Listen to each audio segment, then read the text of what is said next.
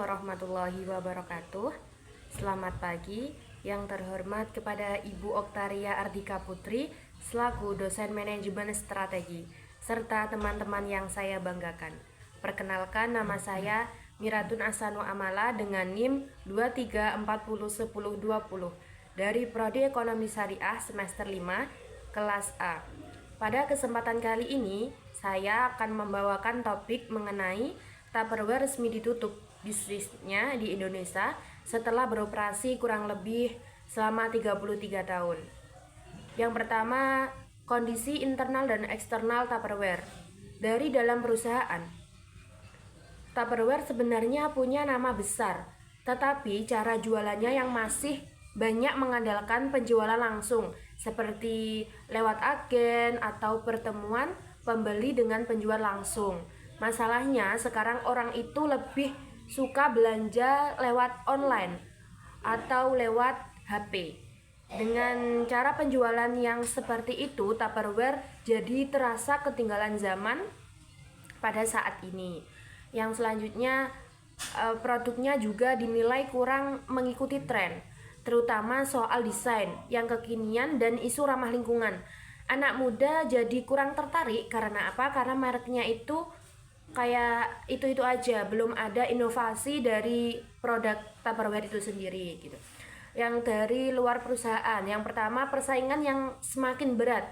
Banyak merek lain yang jual produk yang sejenis tapi harganya itu lebih murah dibandingkan dari produk Tupperware itu sendiri. Kayak lebih modern desainnya, lebih mudah diakses lewat internet dan lain sebagainya. Yang kedua, kebiasaan konsumen yang berubah dan teknologi yang makin maju bikin Tupperware makin tertekan kalau tidak cepat menyesuaikan diri. Jadi kayak Tupperware itu kalau saat ini sudah ketinggalan zaman, kayak dia itu penjualannya masih dari orang ke orang, agen ke agen, toko ke toko, belum dimasukkan ke media sosial atau e-commerce lainnya. Yang selanjutnya yaitu analisis SWOT. Yang pertama, kekuatan. Tupperware itu kekuatannya ada di dalam mereknya itu sendiri yang sudah terkenal di masyarakat di Indonesia pada zaman itu.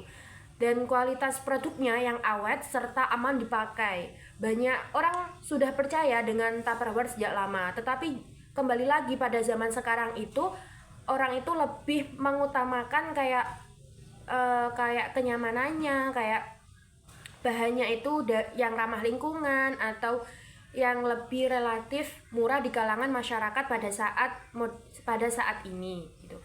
Yang selanjutnya adalah kelemahannya, harga produk relatif mahal dibandingkan produk yang lebih modern pada saat ini. Cara penjualannya pun kurang fleksibel. Karena apa? Karena penjualannya Tupperware itu belum dimasukkan ke dalam promosi digitalnya, belum dimasukkan ke e-commerce. Jadi kita itu belum bisa mengakses Tupperware itu di platform digital kita yang biasa kita belanja itu.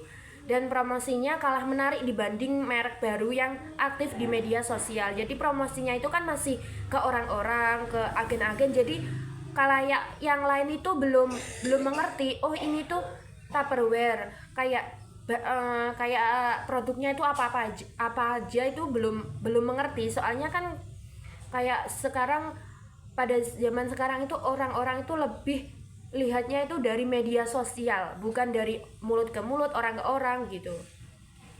Yang selanjutnya adalah peluangnya Tupperware. Sekarang itu banyak orang mulai peduli dengan produk yang aman dan ramah lingkungan. Jadi Tupperware mungkin bisa masuk ke dalam yang namanya ramah lingkungan. Karena apa? Karena bahannya yang aman dan tahan lama. Selain itu, penjualan online sebenarnya bisa sih jadi peluangnya kalau memang Tupperware itu bisa memanfaatkan digital itu dengan baik gitu. Yang selanjutnya adalah ancaman terhadap perusahaan Tupperware itu sendiri. Banyak persaingan baru yang lebih cepat beradaptasi, lebih murah dan tampil lebih modern, sehingga konsumen itu gampang pindah merek ke merek yang lain gitu kan, karena harganya Tupperware itu lebih mahal gitu dibandingkan merek-merek yang sekarang. Yang selanjutnya adalah strategi yang cocok untuk Tupperware. Strategi menurut saya kalau yang lebih yang lebih cocok untuk Tupperware itu kayak menonjolkan keunikan produknya. Tupperware harus lebih fokus pada kualitas, keamanan, dan ketahanan produknya itu, tapi dikemas dengan tampilan dan cara promosi yang lebih modern. Bisa dimasukkan ke media sosial, ke e-commerce, atau yang lebih mudah dijangkau oleh masyarakat pada saat ini, yang lebih banyak di online atau melalui HP gitu, supaya terkesan lebih menarik dan banyak masyarakat yang mengerti, oh ini tuh kayak produk-produknya dari Tupperware, ini kegunaannya ini banyak apa aja, lebih percaya gitu dengan Tupperware itu gitu.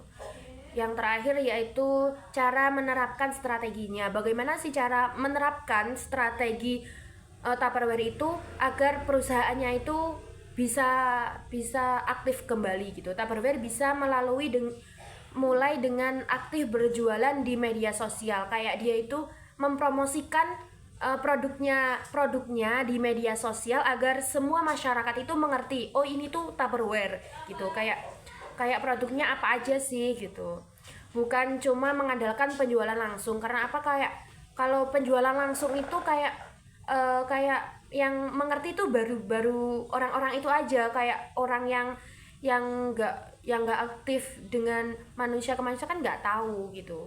Lebih sekarang kan manusia tuh masyarakat lebih suka yang lewat media sosial, kayak mengaksesnya itu juga cepat gitu, kayak taunya itu oh ini produknya gitu. Produknya juga perlu dibuat lebih kekinian dan ramah lingkungan, jadi kayak membuat inovasi baru agar agar agar masyarakat yang kekinian, anak muda kekinian itu lebih suka produknya dari Tupperware itu sendiri. Selain itu, promosi bisa dilakukan lewat influencer, kayak menyewa influencer untuk mempromosikan produk Tupperware itu sendiri, atau kampanye digital agar lebih dekat dengan anak muda. Jadi kayak kampanye itu kayak menarik anak muda agar dia itu mengerti, oh ini tuh produknya Tupperware, ini kayak inovasinya Tupperware yang baru gitu.